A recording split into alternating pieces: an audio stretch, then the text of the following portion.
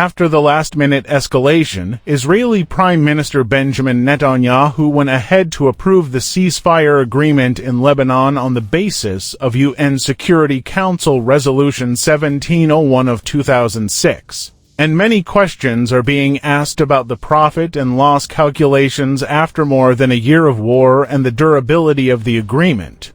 The ceasefire came into force at dawn on Wednesday, and Netanyahu considered in his justification of the agreement that Israel returned Hezbollah decades back after the elimination of all its leaders and most of its infrastructure, and that the agreement will strengthen security in the northern settlements and ensure full time to confront the first enemy Iran, stressing that he will respond strongly to any attempt by Hezbollah to rearm in his speech. Netanyahu tried to portray the agreement with Hezbollah as a temporary ceasefire that will be tested, and also sent a message that he was buying time until Donald Trump returns to the White House, which should give him greater freedom of action. According to the Israeli newspaper Yedioth Ahronoth,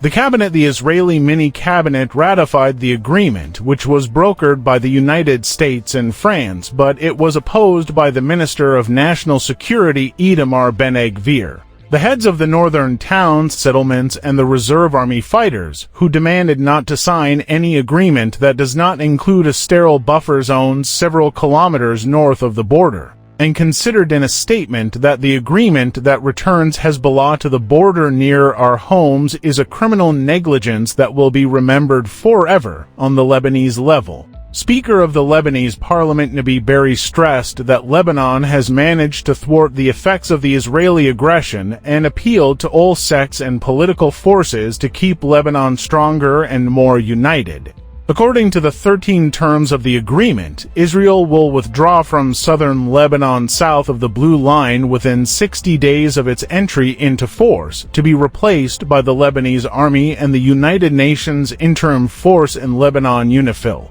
which will work to remove Hezbollah's infrastructure up to the Litani River, and also notes that Hezbollah and all other armed groups on Lebanese territory are committed not to carry out any offensive action against Israel, and in return, Israel will not carry out any offensive military action against targets in Lebanon, whether on the ground, in the air, or at sea.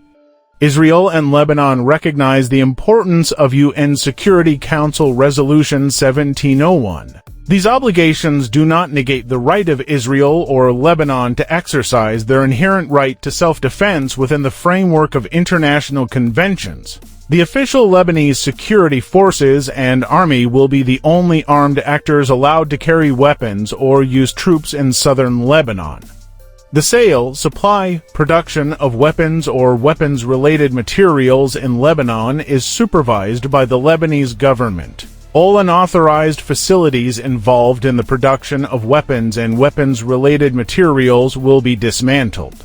All military infrastructure and sites will be dismantled. All unauthorized weapons that do not comply with these obligations will be confiscated. A committee approved by both Israel and Lebanon will be established to oversee and help ensure the implementation of these commitments. Israel and Lebanon will report any possible violations of these obligations to the Commission and to the United Nations Interim Force in Lebanon UNIFIL. Lebanon will deploy official security forces and army forces along all borders, crossing points, and the defined line of the southern zone as outlined in the deployment plan.